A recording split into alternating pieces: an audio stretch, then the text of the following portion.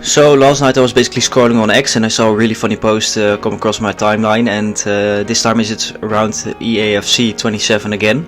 I've already made a video on this a few days ago, but today I just saw this post and I couldn't help but laugh. And the thing is, EAFC 27, the newest game that's coming out in the next 2 months, this is actually the most pre-ordered title on the PlayStation Store right now. It's even above the GTA 6 and above Call of Duty and all the other games that are coming out right now. And I basically wanted to respond to that tweet itself and the news that EAFC is once again the highest performer across all of the titles right now. So a lot of people reacted to this already on Twitter, and you can basically tell that a lot of people are surprised that there are so many people in the world that still buy these games year in year out, even though the marketing isn't that great. And I already shared my opinion on the marketing this time around. I basically think that this game it showed nothing new in the new reveal trailers, and it showed nothing quite different compared to the older titles. And I think that's quite a big problem with like the last few EAFC titles. It wasn't so much a problem with the FIFA titles because they always basically had like 1 or 2 things that were really new. But I think the new EAFC titles, they're quite problematic. But the most expensive version of the game, the Ultimate Edition Plus, which is basically €150 and or $150 where you are living in the world. This is the highest selling version of the game also, and that is like one of the most surprising and weird things I've ever seen, because who on earth is going to spend €150 on a yearly released game?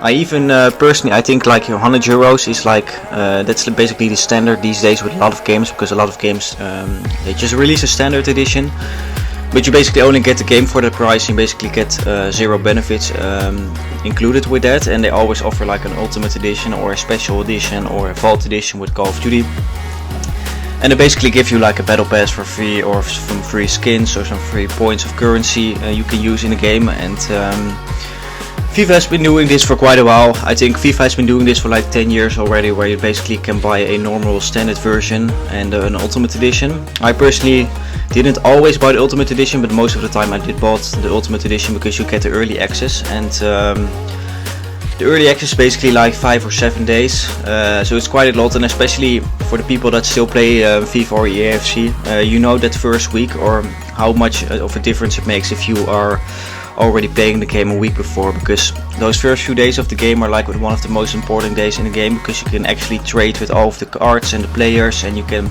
actually open packs and do all the SBCs and play some games already. So you have a massive head start compared to all of the people that are going to be buying it on launch day. And this time it's no different. You have a standard edition for €80 and an Ultimate Edition for €100. And I personally expected that most people would have bought the Ultimate Edition for €100, because that is usually the version that most people buy. You still get some FIFA points, you get the early access, you get the game, you get some bonus content as well. But no, actually this time around most people have bought the Ultimate Edition Plus. Obviously we don't have exact sales numbers or sales figures at the moment from PlayStation. We just have like the new the overview in the store, where you can see that's basically number 1 at this point.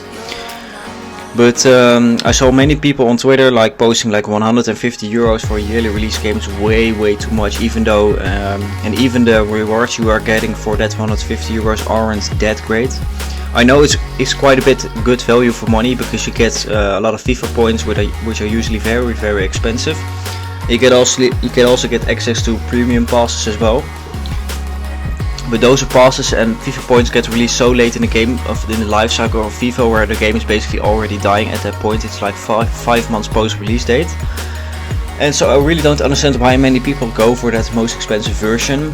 I personally can get it if you play this game, only this game, and FIFA is your main game, and you basically don't really play other games in the entire year. But dropping €150 for a game like this is like insane. Even Call of Duty doesn't do this. Call of Duty has basically like the Ultimate, or now the Vault Edition, which is the most expensive version, and I get why most people pre-order that one, because you get access to like the Battle Pass, and you can also get early access to campaign this time.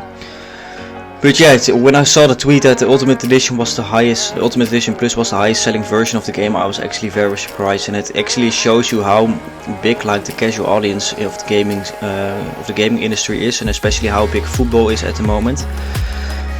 Because you know, you can already see it with the NBA 2K games, which is already one of the highest, most pre-ordered games at the moment, and.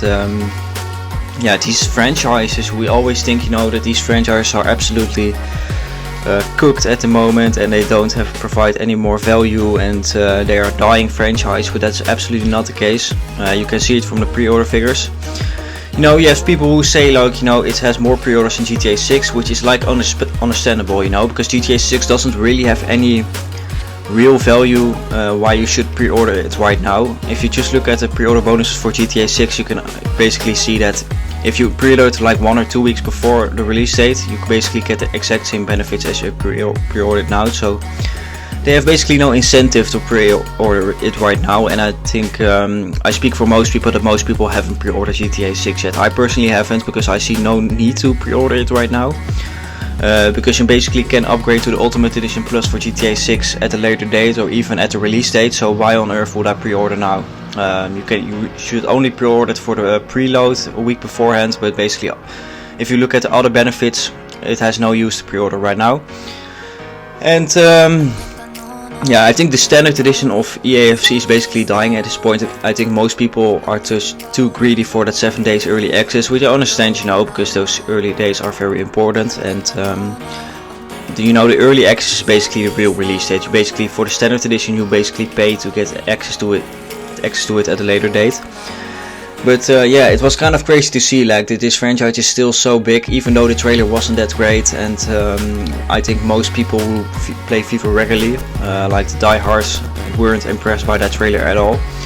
But I think most casual fans just love football, and they see like EAFC as the only possible option to play football on the PlayStation or the Xbox, wherever you play. And I think all of the other competitors right now, I think they are just not good enough to compete with EA, and that has been the case for years. I think the only real football games that have been able to compete in like the history of FIFA have been like PES. But you know, we're already speaking of the PES 2006, 2007, 2008, which is like basically 20 years ago. So FIFA didn't really have a competitor for like 15 years or so. So it's understandable why people decide to buy this game. But it's just very surprising to see, even though the trailer doesn't have anything convincing in it. So yeah, let me know your thoughts on this. I personally I'm not a supporter of the games being 150 euros so far. I think it's way too expensive for a game, especially when it's a game that has been released every single year for the past 20 years. And yeah, next year there's also a new version coming out as well, and basically that is going to cost 150 euros again, because I think EA just saw the sales figures for this special edition, and I think the 150 euro version is just a new standard at this point, and I just hope not a lot of other games will be able to match that, because I think 150 euros, especially for a yearly release game, is just way too much. Like the only game on earth where I basically can understand why the game is 150 euros is GTA 6, but even GTA 6 doesn't have a 150 euro version, so it's just crazy for me. It sounds crazy.